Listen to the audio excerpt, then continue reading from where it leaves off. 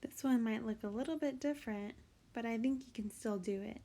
Pause the video, see if you can get your inequality, interval, and set notation, and then when you're ready, start the video up again. Alright, let's see. So for domain, looking left and right, because those are x values, the farthest left it goes is right here.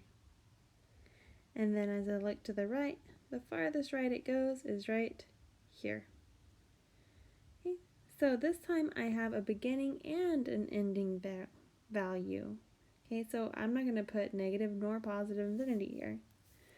The lowest it goes, the farthest left that it goes, is -1. Okay, this end point right here is at -1. So I'm going to put -1. The farthest right it goes is right here. The x value there is +3. So I'm going to do a compound inequality, which means I have two inequalities here. So it goes from -1 is less than or equal to x is less than or equal to 3. Let me explain. So -1 is the smallest value. So you see the alligator is not eating the -1. 3 is the largest value, so you see the alligator is eating the 3. There are endpoints that are both equal to these, and all the other x's of the graph are somewhere in between -1 and +3. This little segment of a graph is in between -1 and +3, only looking at the x values of those points. Alright, for our interval notation, start with the lowest value.